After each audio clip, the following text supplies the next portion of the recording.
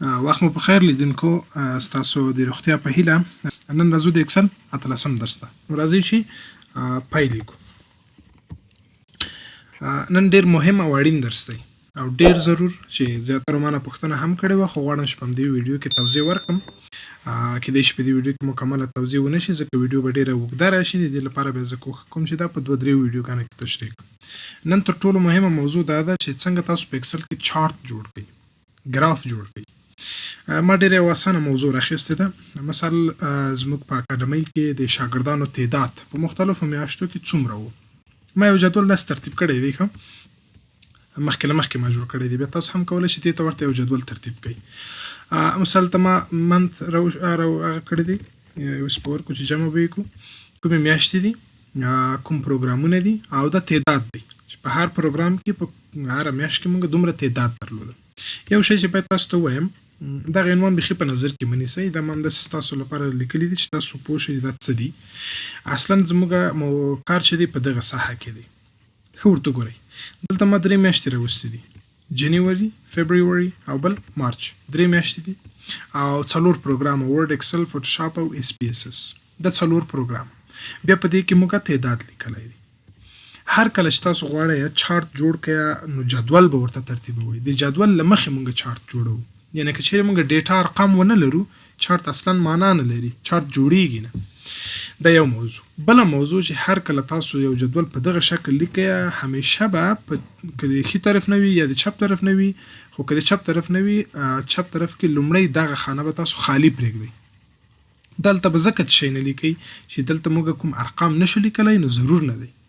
که زه دلته ورډ ولیکم، لاندې به زه ارقام نشم لیکئ. که دلته زه مثلا د جنوري میاشت ولیکم، مخامخې به دلته زه څه نشم لیکئ. نو د دې په خاطر به تاسو دا همیشه خالی پرېږدئ. که په ښي طرف کې د جدول وي د ښي طرف لخوا، بیا به دا خانه تاسو خالی پرېږدئ. دا د چارت یو راز دی چې دا به تاسو په نظر کې ونیسئ. بیا به تاسو خپله ډیټا مکمل په دغه ډول ولیکئ. اوس زه غواړم معلوم کړم دا ګراف وښیم په کوم میاشت کې موږ ډېر شاګردان درلودل، خصوصا په کوم پروګرام کې د ګراف په مرسته وښودل شي. نو دا به ډېر ښه راشي. نو ډیټا جدول به تاسو په همدې ډول ټول انتخاب کوئ، سلیکټ به یې کوئ، را به شئ د انزرټ ټاب ته. دلته موږ د چارټس په نامه مکمل یو ګروپ لرو. دا چې کله دلته راځي ډېر دی، ګوره دلته پیوټ چارټ، ماپس دی. دا د چارټ ډولونه دي.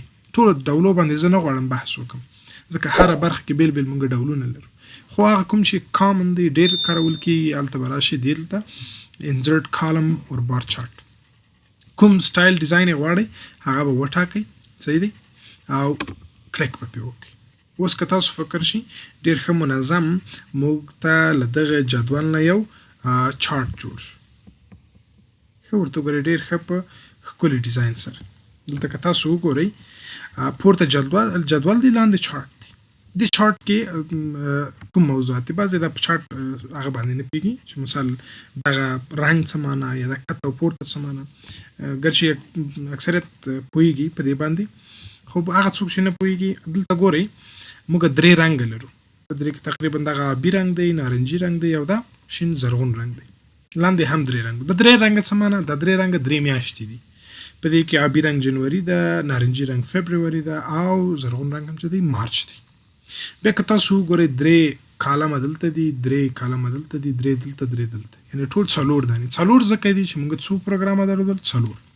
لومړی د کوم پروګرام مربوط کېږي؟ د ورډ، دوهم د اکسل، دریم د فوټوشاپ او څلورم د سپیسس. اوس راځو ورډ ته. ورډ کې وګورئ کوم رنګ ډېر دی، کوم رنګ لوړ تللی دی؟ آبي رنګ. آبي کومه میاشتو؟ جنوري. خو په دې معنا چې موږ په جنوري کې د ورډ شاګردان ډېر درلودل. نظر فبروري او مارچ. راځو اکسل ته. که اکسل کې وګورو نارنجي رنګ ډېر دی، لوړ تللی دی. نو څه معنا؟ یعنې موږ په فبروري کې د اکسل شاګردان ډېر درلودل. او فوټوشاپ ته چې راشو، بیا موږ په مارچ کې دا د فوټوشاپ شاګردان ډېر درلودل. او که مثال په سپیسس ته راشو، نو دا هم په مارچ کې خورا ډېر شاګردان وکړي. په دې ډول تاسو کولی شئ یو ښه چارت ترتیب کړئ. خو اوس یو موضوع ده، دا لینک لري سره. ځکه دا ډیټا مسلمانه دا ډیټا غلطه شوې ده، دا 13 دا 45 چې کله زه دا انټر کوم اتومات بلته په چارت کې تغیرات راشي. یا مثلا دغه 40 دا 20 چې کله زه ولیکم ډیټا انټر یې کړم اتومات به دلته څنګه راشي؟ تغیرات راشي. د تاسو څنګه یو جدول نه چارت جوړ کړئ، دغه طریقه ده.